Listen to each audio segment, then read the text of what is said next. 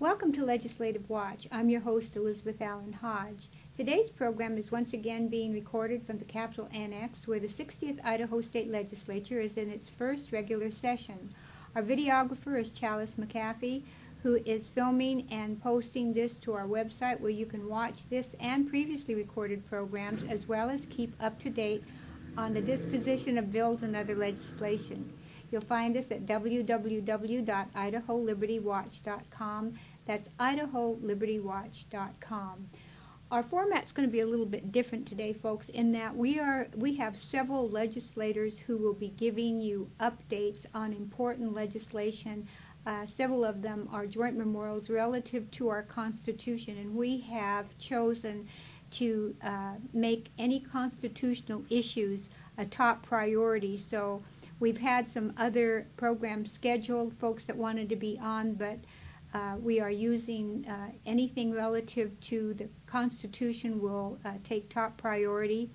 The legislators who are here today are folks who see themselves as your employees, folks who understand the proper role of government and are not only willing but very supportive of being accountable to the people whom they govern. And so it's my pleasure to have them here as our guest today.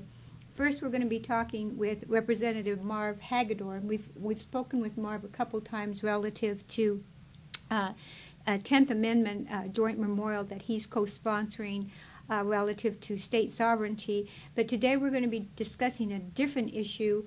Marv has some legislation regarding the Second Amendment. Marv is from District 20. He's in his second term, and he's a member of the House of Representatives. Welcome, Marv. Thank you, Elizabeth. Yeah, I'm also a life member of the NRA, and spent 20 years in the military, and so I'm very familiar with firearms, their use and their purpose, and the reason that we have them.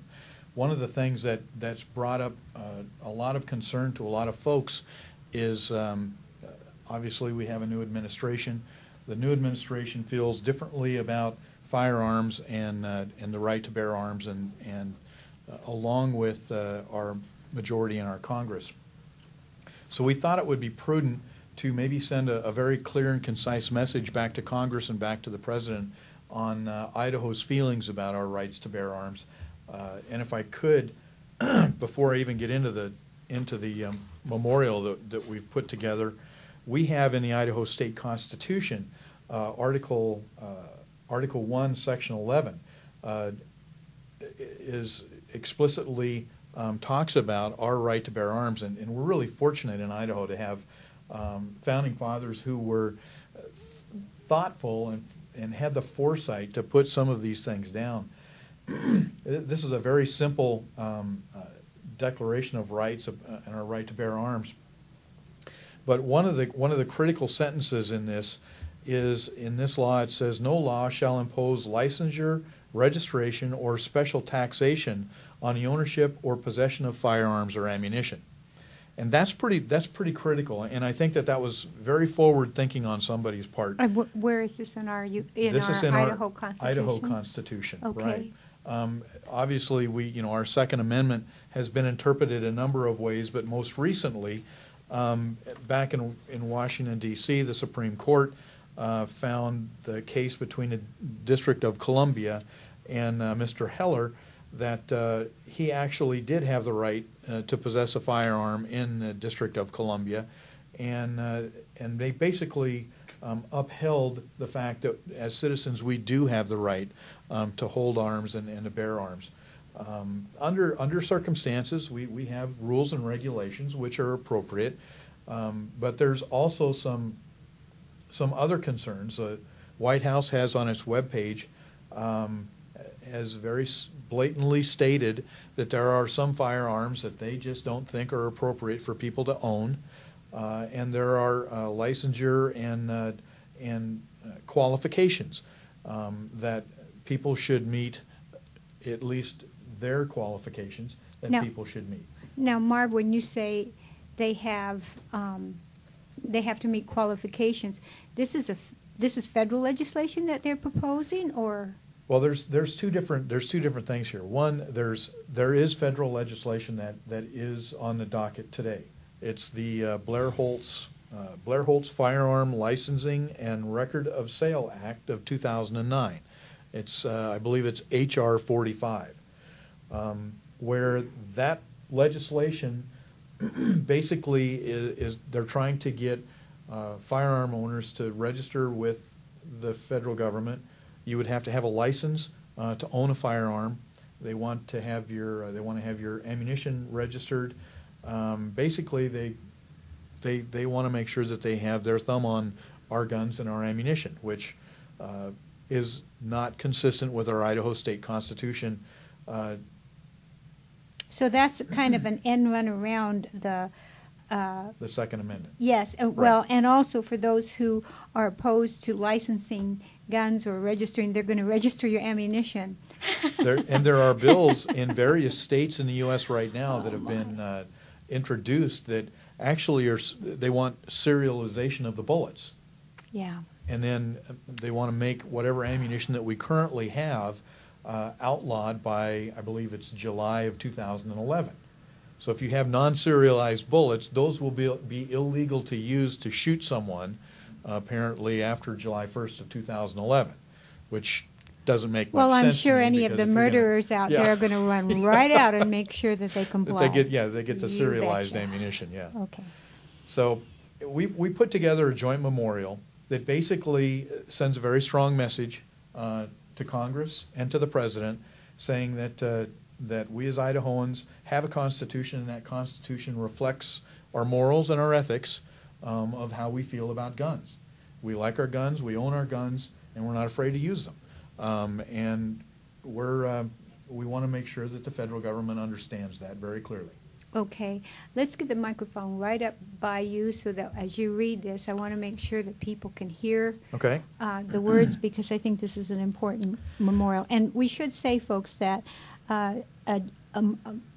memorial resolutions, these do not have the effect of law, but if enough states do these things, just as we were talking about earlier about the 10th Amendment, it starts having an impact on Congress, and those are the folks that we need to get their attention. So, and then when you're through reading it, we'd kind of like to know when you anticipate this coming.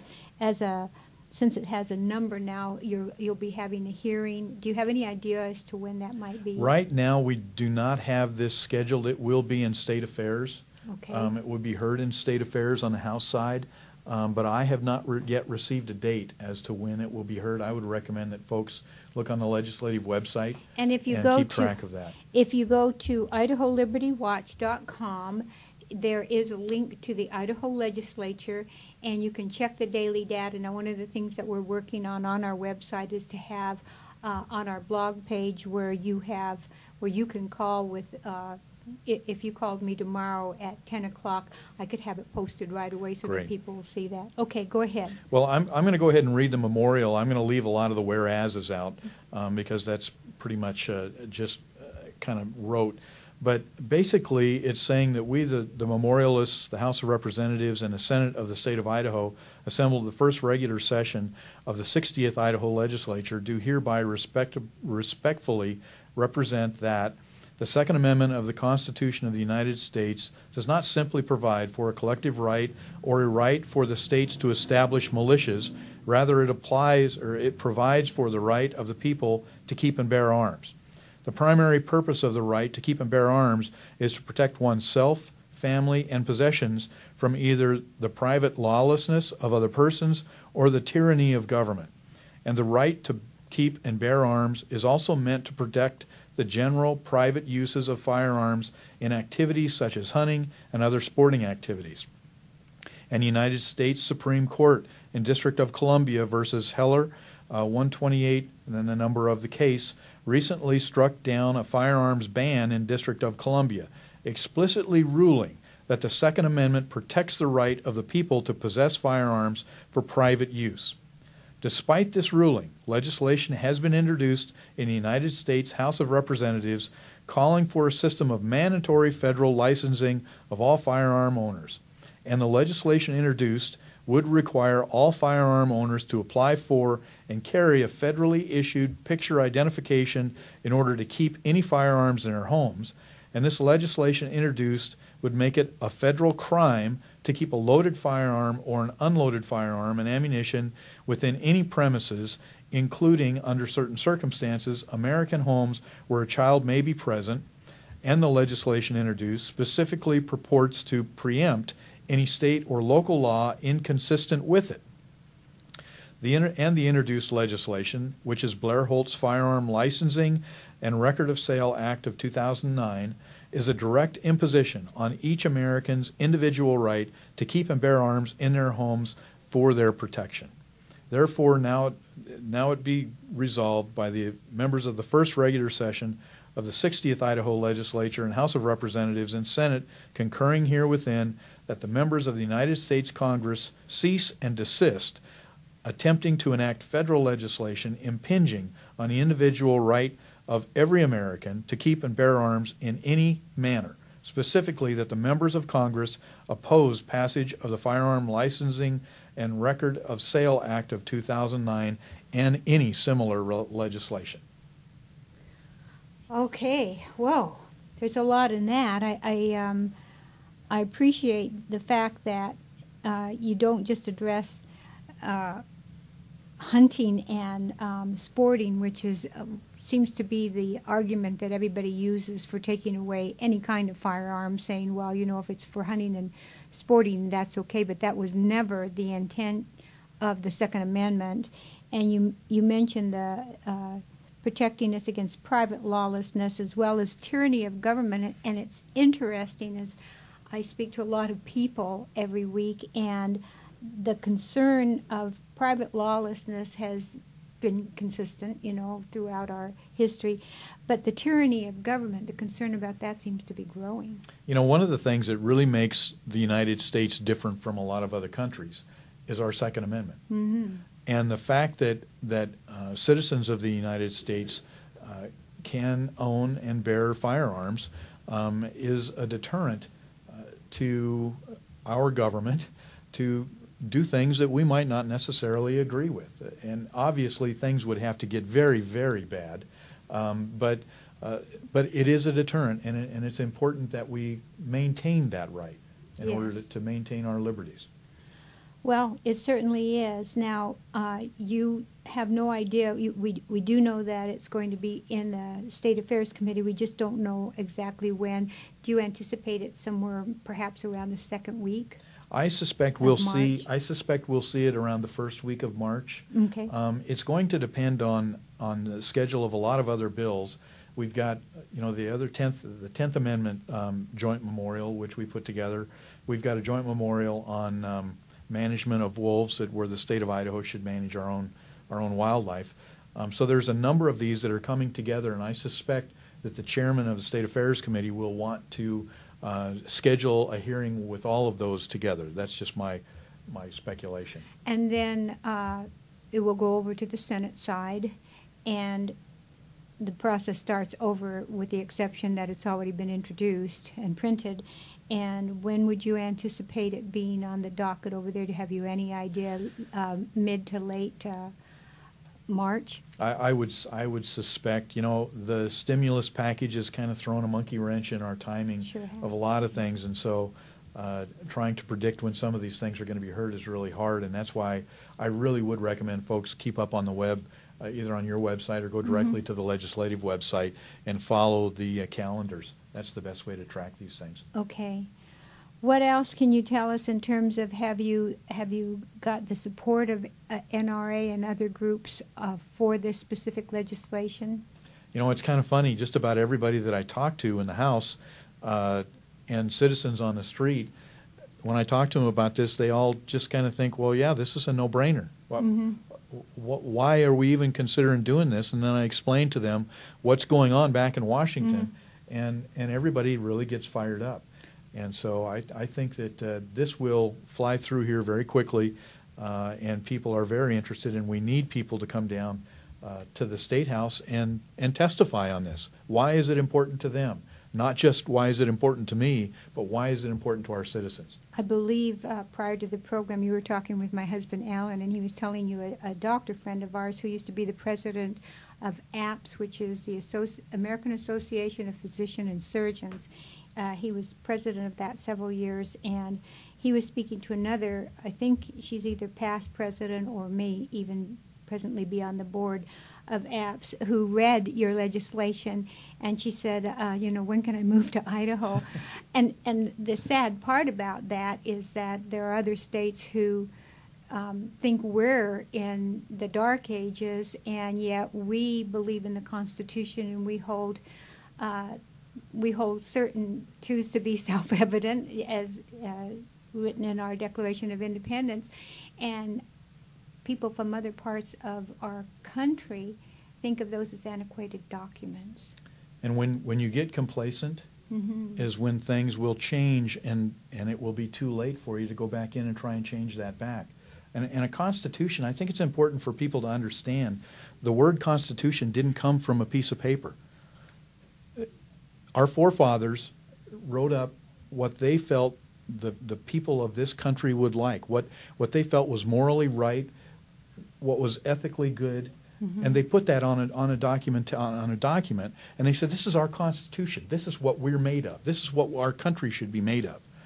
And we kind of forget the word Constitution comes from us, from internally who we are and how we feel. It's not a document. Well, and if we don't protect that, then we're going to lose it. I want to commend you for that. I was speaking with Roger Mattson, who is the director of the Department of Labor, and he was talking about being accountable to the people. And I told him that I talked to legislators such as yourself who understand the proper role of government, and that is that you are the employees That's right. of the people, and that you receive your consent to govern by the people, from right. those whom are governed. And again, that sets us apart from other states and from the national picture. And it makes me very grateful to God to be living in a place like Idaho, where we have folks like you representing us. I was fortunate enough to spend 20 years in the Navy, and I traveled all around the world. And I've been in countries that do not have a government like we have. And I've seen the problems with those governments, and I don't want our country to go down that road. We have a great structure, and we can't allow people to change our Constitution and the way we govern for their own personal benefit? For their own benefits, yeah. Right. Thank you. Now, can we talk for a moment? We just have a few minutes here, but I'd like to talk about the fact that what's happened recently in England and Australia. It's interesting, crime rates, when you find countries that have taken away the rights of gun owners in order to protect the people from themselves, they find that crime rates skyrocket. And they skyrocket because people can't protect themselves. And the evidence is very clear, very clear. If you want to be safe, you have to have deterrence. There are bad people in this world. There are bad people, unfortunately, in Idaho. And those bad people would run amok have we not have deterrence. And so our police forces are part of that deterrent program, but we need to take personal responsibility as well and provide some of that deterrence. And gun ownership is one of the ways that you can do that. And again, I have to stress, you have to be properly trained.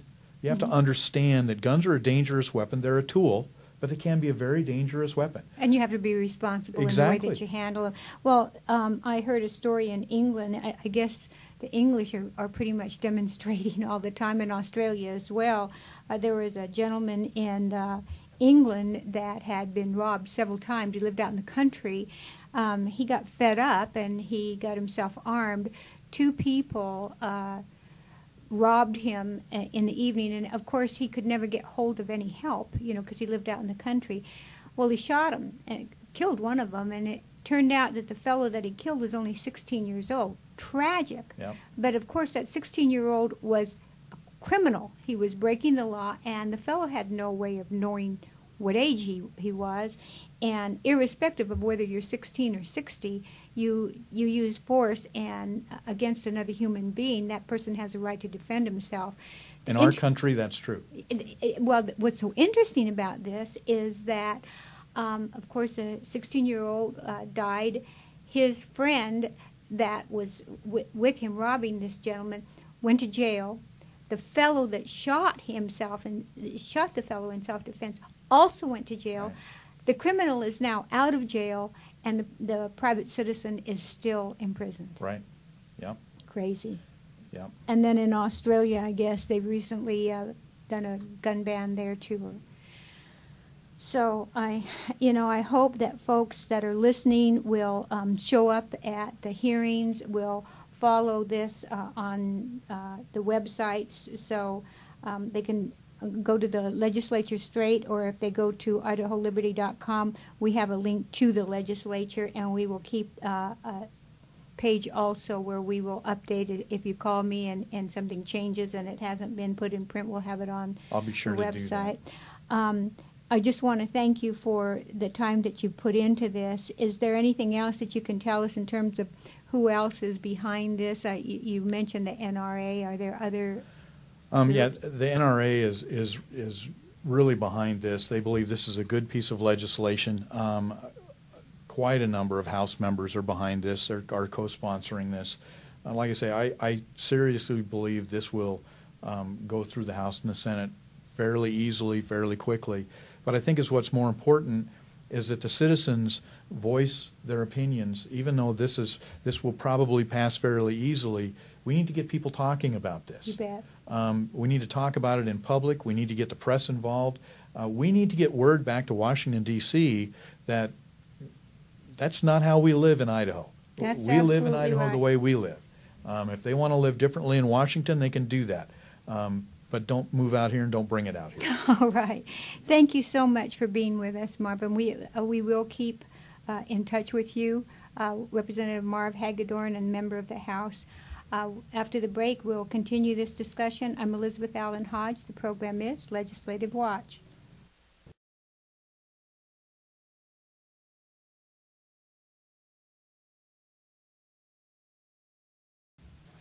Welcome back to Legislative Watch. I'm Elizabeth Allan Hodge, and we've been speaking with Representative Marv Hagedorn relative to a joint memorial that he has regarding the Second Amendment. For the second half of our program, we have 4 legislators joining us who also are going to speak to Second Amendment legislation. I believe we have up to 5 pieces that, from what Representative Boyle says, that will address the Second Amendment. Joining us right now, we have Representative Joanne Wood from District 35 in her 14th term, Representative Lenore Barrett, also from District 35 in her 9th term, Representative Judy Boyle, who we're so pleased to have in her 1st term here from District 9, and the first person who's going to speak is the only gentleman here, and that would be Representative Pete Nielsen from District 22. There are 2 other gentlemen, if you hear laughing, that are in the room, but they won't be speaking. So, Representative Pete Nielsen is from District 22 in his 4th term, and he's going to talk to us about some other legislation relative to the Second Amendment. Thank you very much. I appreciate being here and having this opportunity to talk to the people. We're on glad Liberty you're Watch. here. Thank you. My bill has to do with martial law, and to make our current laws consistent to keep and bear arms, we need to include martial law. So I went to the Emergency Power Act of Idaho, and we lifted the language from that and placed it into 41 in an act that the governor is listed as the primary person, and it's section 46601.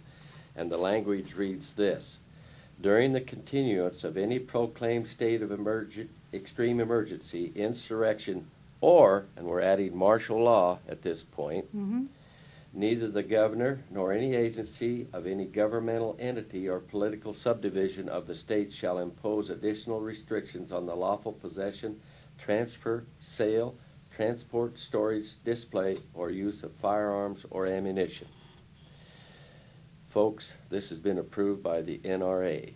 I have their full approval and support to go ahead with this. I am in communications with the governor's office to enlist their support. I am going forward with this issue because Idaho needs to be protected in these instances also. It secures our Second Amendment right to keep and bear arms under any circumstances. When we were speaking with Representative Hagedorn, we were talking about his Joint Memorial number 3, I believe, and how the right to keep and bear arms, a lot of opponents to our Second Amendment say, well, it's okay if you want to have them for hunting or for sports, but, you know, then they start qualifying it and telling you what arms you're allowed to keep. I don't think there's anywhere in our Constitution where it says that the Second Amendment is for sportsmen or hunters. And unfortunately, you know, there are people that are out there to do you harm, and to protect yourself and your property. We've always had that right to keep and bear arms, and it seems to be coming under more and more assault. Well, I've been on that issue many times campaigning. Quite often, folks will say, we got the Second Amendment right because for hunting and those types of purposes. And I listen to it for a little while, and then I just get the floor and I tell them simply this: that is a fringe benefit. The reason we have the right to keep and bear arms is to protect ourselves from foreign and domestic tyranny. There you go. And that's the end of the matter. And I don't know why people have any problem with understanding the word infringe. The Second Amendment's a very short amendment. I don't see how they can build all those cases for where they're talking about. I don't have a problem understanding the word shall not be infringed upon. Oh, you're one of those conservatives that believe in the Constitution, aren't you, Representative Nielsen? Yes, ma'am. All right. Let's go on. Representative Judy Boyle, you were also talking about some legislation relative to the Second Amendment, and all these will probably be coming before the House second or third week of March. Is that correct, or do we have any coming up the first week? Actually, we have 2 that will be on our third reading calendar for this week. Oh, my. All right, and one of the things we should tell people is, as you're listening to KBGN, Nels Wilson has graciously consented to let people know if there's legislation that comes up. Sometimes, I don't think people realize this, but sometimes we have meetings with very little notice, and you can get on the websites and you follow the daily data, and something can still slip by you. And so the legislators who have been on this program have graciously consented to let us know if there's something coming up that you need to show up, and they need your support, folks. They are the people who understand the proper role of government. They understand that they are representing you, and they're asking you for your support so that they can represent you, because you can bet that oftentimes on these issues the other side shows up in force. And we need our people who believe in the Constitution and who believe in private property rights to show up and speak out. Numbers are always impressive. Absolutely. The first bill that is on our third reading right now, so Monday we will probably get to it, and that is House Bill 65. That bill is Representative Palmer's. He's the sponsor of it, and he's from Meridian. And that will allow anyone in the United States to come to Idaho and purchase a long gun. Right now, they are only, if they live in a state contiguous to Idaho, are they able to purchase a long gun. So if someone is here visiting you from South Dakota and they decide they want to buy a shotgun, right now they couldn't do that. But with the passage of this, they would be able to. Okay. And you have some other legislation as well. Yes, Representative Gibbs has one, and it is House Bill 194. No, it isn't 194, it's 94. Okay. I think. Anyway, that is a range liability bill. Right now we have a lot of ranges that are owned by gun clubs, and they have tremendous liability, and it's hard for them to get insurance. So this bill is patterned after the equine liability bill that was passed in 1990. And that just means the operator of the range is not liable if someone is there and shoots someone else accidentally. Okay. All right.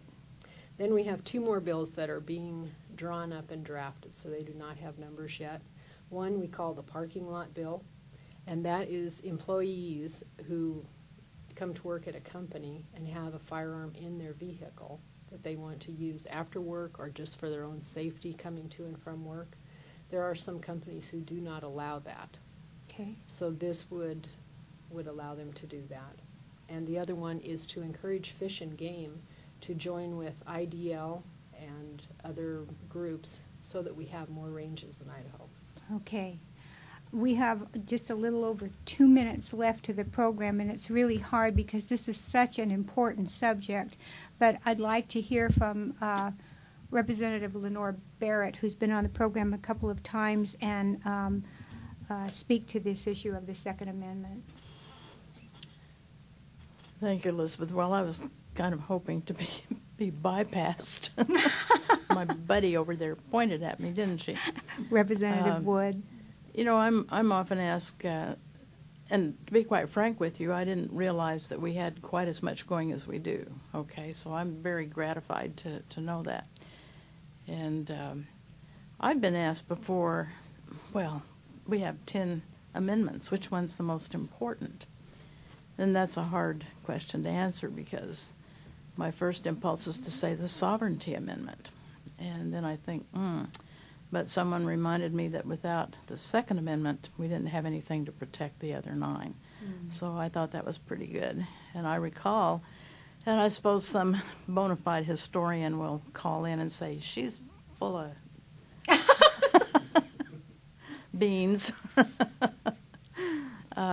But as I recall, from what reading I've done, if I recall it correctly, when we were doing the Constitution, it did not have the 10 amendments, and that was brought forward by smaller states, several smaller states who thought they needed that extra protection, and I think that was a very wise thing to do. It's easy when you're the big guy to kind of whomp on the little guy. But I think it was Patrick Henry, at least he was one of the most vocal, the give me liberty, give me death guy. And thank God for Patrick Henry, who led that out. And I think he was the one, or one of 2 or 3, who said, we will not sign to ratify the Constitution without these 10 amendments. So it indicates how important it is. Yes, and I would add into that as well. The purpose of this roundtable here speaking to you is that the legislators from this state are very opinionated about us having our rights as far as the Second Amendment, and that we are here and talking about these pieces of legislation so that we may protect you, we may let you know they're coming, and we feel it's our responsibility to look out for the people of the state of Idaho. And you may have to protect us someday.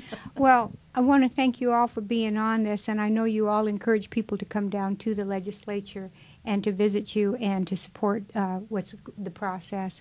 Thank you for joining us. I'm Elizabeth Allan Hodge. The program is Legislative Watch.